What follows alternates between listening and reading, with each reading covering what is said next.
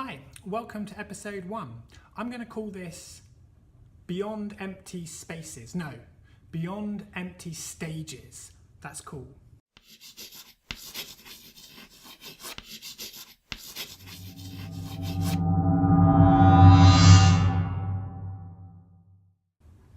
So one of the hardest bits about starting to write something like Beyond Scenography is considering where do you start. In this episode, I want to look at the idea of a stage and how we've thought about ideas of stages, but also about how scenography in itself is integral to this understanding of stages, both in terms of its practice, in its theory, but also in terms of the words that we use and how these reinforce particular ideas of what a stage is and how it becomes manifest. Now, what I'm aware at this point is that there are a lot of orthodoxies of scenic design, of stage design, of theatre design, of scene design. All of these are distinct in their practice, distinct in their focus, and I'm not looking to replace them. When I use scenography, I use it as something that sits alongside these concepts and these practices in that holistic sense. I'm not looking to replace key ideas. I'm looking to argue the case for scenography as peculiar, as sitting alongside all of these key ideas. It isn't exclusive to scenic painting, but it's also not in denial of scenic painting as a scenographic method, as a scenographic strategy. So what I'm not arguing is a case for a scenography that only applies to site-specific works or immersive works. I'm arguing for a scenography that spans all of this different types of practice without necessarily differentiating it in terms of scenography and expanded scenography. So expanded scenography is an idea that has become really interesting in terms of arguing the case of what scenography might become in the future, but also about how it might become inclusive of disciplinary and practical ideas which exceed the orthodoxy of scenic design and stage design as we've come to know it to this date. In particular, this is inclusive of ideas of site-specific practice, but also of things that exceed an institutional definition of theatre practice, where it's no longer undertaken by theatre professionals, but undertaken with other types of professional groups, whether they define themselves as artists, as activists, as social communities. All of these may be engaged in acts of scenography which might exceed an institutional definition of theatre as a defined professional practice. In the later episodes, I'll talk about what it means for an expanded scenography in terms of this broader understanding of scenography within the Anglophone, with a Y, but also about how we can navigate this really expansive but also really concrete understanding of what scenography might be and what scenographic traits might communicate. Another line from the manifesto is this idea that while something might be scenographic, it doesn't necessarily make it scenography. So one of the things that I talk about in the book is how ideas of scenography are plural. The one that I look to adopt is a holistic understanding of scenography, which is inclusive of costume, sound, lighting, and set design. All of these things come together in a scenographic assemblage in order to promote a certain feeling of place, a feeling of orientation. And it's that idea of feeling of place and a feeling of orientation that I look to dwell on within Beyond Scenography and apply to a whole myriad of different contexts, whether it's watching The Lion King, seeing one of Ex Machina's performances, or watching my partner garden, going on a ghost train, or seeing a Royal Academy exhibition. All of these things evoke scenographics in lots of different ways. And over the course of some of these episodes, I want to dwell upon some of the key ideas that promote and sustain ideas of scenography. Now, one of the key differences about Beyond Scenography is that my starting point isn't the question that whether they are students, whether they are scholars, whether they are practitioners, is the first question that many people ask themselves: what is scenography? Beyond Scenography looks to argue, what does scenography do?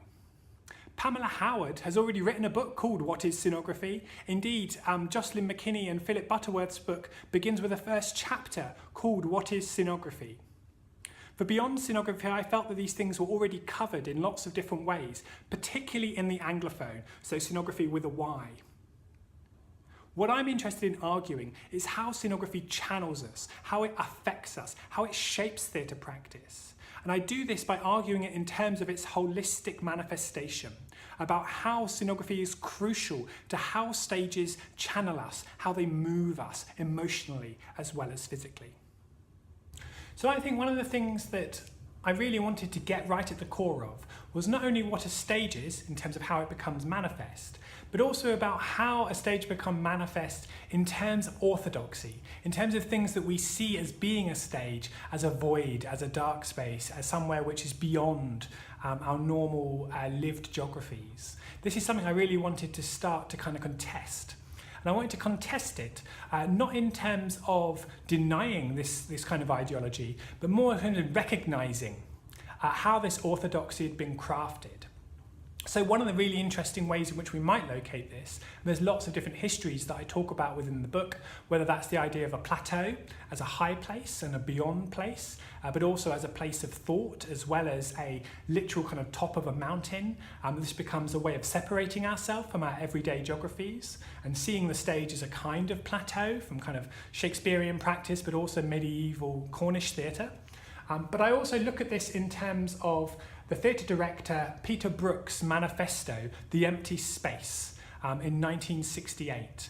And what he had done is this was a series of essays which he developed over a course of a few years, going around to different university drama departments, kind of talking about the state of the theatre as he saw it at that point, working with the RSC. And one of the key lines, which is cited right at the start, is one of the key ways in which kind of what we might describe as post-dramatic theatre, to use Hans T. Lehmann's term, has been defined and crucially been communicated and enacted as part of our theatre practice. I can take any empty space and call it a bare stage.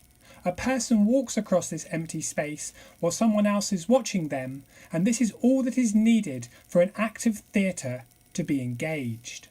Now, the thing that I'm interested in what Brooke was talking about, is how that line, that declaration, is a declaration of scenography, or at the very least of scenographics, that it's declaring something in terms of scenography, how its spatial relationship is being crafted through action, through intervention. And it's those things which, within Beyond Scenography, I really look to stretch out and see what's beneath them. Crucial to this is the modernist notion of the tabula rasa, or of the blank slate. Now, this was something that a lot of modernist artists, including Craig and Appiah, were really interested in the way in which, much like the idea of the blank canvas, that you start from something which is somehow void of meaning, void of material, void of expression. And this is the thing that I'm really interested in thinking through, what comes before scenography. And scenography as something that happens, scenography as something which is an action. However, whereas the tabula rasa concept says that there is a void, and that it is possible to be something devoid of meaning, devoid of space, devoid of everything that makes something place as we would understand it, I kind of follow what Dorita Hanna talks about, in so much that she argues that there is no such thing as an empty space. And that not only in terms of how we occupy place, but also how places orientate us in very physical and emotional ways. And that these things are scripted, pre-scripted into those places. And this is inclusive of that black box studio, that white box in the art gallery. All of these places actually are loaded with meaning. And that's what I'm really interested in unpicking, is how scenography and scenographics can help us understand how these places, which have been described by, say, Michel Foucault as being heterotopias, as being something which are somehow beyond our normal experience of space and place, but yet somehow also peculiar and in relation to our understanding of what a normal place is like. I'm really interested in how these theatre spaces, how these gallery spaces exist alongside and with these very normative places which we've come to understand. But most importantly, how these rub up against them. And we can look only at Brooks' preferred performance venue, which is the Bouffe du Nord in France. And here we see a space, a place, an architecture which is filled with memory, filled with the scars on the walls and of the place in which it's located, of all of the different politics, but also of actions which have happened there before. And Brooke, when he kind of came into the space, he wanted to ensure that this found architecture, the scars of its past remained. There was no sense of trying to ensure a neutral space or a space that was devoid of meaning, a void in and of itself. This was not actually, in terms of practice, how Peter Brook sought to render this idea of the bare stage more so than the empty space. But this bare stage was also a stage which was loaded with meaning, which action then became, and actors then became a way of drawing attention to those histories and how we are connected through histories of place and of space, but also of future relationships to these things. So it's at this point I want to talk about Victor Turner. So Victor Turner was an anthropologist, and what he did was he was working in New York at the same time as Richard Shetner, who was developing performance theory. And what Victor Turner was interested in was a broader understanding of ritual within human societies, and how these are also theatrical in lots of different ways. And by adopting an understanding of ritual as something which was very intrinsic to human culture, one of the things that Victor Turner does is that within a certain understanding of or questioning of what theatre practice might be within a broader understanding of ritual, what he does is he argues it as being hypertrophic. And what he means by hypertrophic is that hypertrophic is when a cell it emerges from the cells that it's kind of located within and becomes peculiar to it and then starts to grow. But crucial to this understanding is that the hypertrophic cell and the hypertrophic growth is still related to that which it came from. So understanding scenography not in terms of an abstract void, but understanding it in terms of how it crafts, how it intervenes within these established power geographies, is really crucial, I think, to understanding that dual understanding of orientation, where we are both orientated in terms of being proxy, of being with a scenographic assemblage, but also about how we are familiar, unfamiliar, how it is kind of dark or cool, how it is light or bright. All of these things become qualified by how we've experienced these ideas, these ideologies in the past, and how they qualify our scripted bodies, become orientated within a scenographic assemblage. This is inclusive of sitting in an auditorium seat or kind of roaming around as part of an immersive experience. All of these, it doesn't privilege one type of scenographic experience, one type of spectatorship, but looks at it in terms of this plural understanding. There is no one way of thinking about scenography, but there are different ways in which we are orientated by means of scenography. So one of the cool things about looking at theatre as a hypertrophic act is that we can look at how scenography, as its own little edifice, is built in relationship to the things that surround it, to the things that inform it, but also that scenography, rather than coming from an empty void or placing itself from an empty void, is actually sculpting itself from within lots of other interchangeable relationships, lots of other things, lots of other ideas that pre-exist this scenography as a crafting, this scenography as an intervention. But also, returning back to that hypertrophic, the hypertrophic also deflates. And it can return back from whence it came, from the ideas, the places, the cells that it kind of was part of.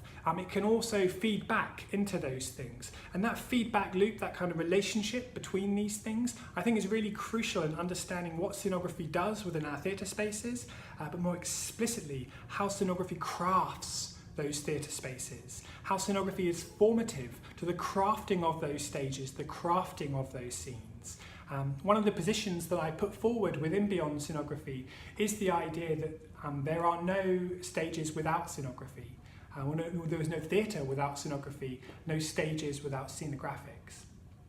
So by including human bodies within how scenography becomes manifest, what scenography does, the movement of those bodies, the placement of those bodies, indeed the expressive qualities of those bodies, we start to see how that statement by Brooke, while also a statement on choreography, also a statement on dramaturgy, as well as possibly a statement in its purest form of what it means to make theatre, is also a declaration in terms of what scenography is doing. And seeing it in terms of those porous relationships offers us a mechanism, offers us an invitation to start thinking about what it is that scenography offers beyond theatre making, beyond those people who are already familiar with these practices, if not possibly expressed in quite the way which I'm putting forward here. For me, it's one of the key challenges of how disciplines which already appropriate ideas of performativity, of theatricality, of the choreographic and of the dramaturgical. What is it that scenography can offer those practitioners, those artists, those professionals and those scholars? That for me is the challenge, and it's the challenge that I've looked to drive the project, the intellectual project of Beyond Scenography. I also argue that scenography is a form of theatre making, or indeed a literal act of theatre making, that where it actually becomes formative to the crafting of stages, where scenes and stages are symbiotic, they are the same thing. And it's that what I'm really interested in doing, is arguing how scenography becomes formative to theatre making. Crucially, that intervening, that kind of othering that scenographics do, remind us of orders of world, the way in which different notions of world are communicated and articulated within our societies. So scenographics become a collection of traits that stage material cultures share, which define them as intervening, othering, our understanding, our experience of place within that moment. And it's that which I look to identify within Beyond Scenography.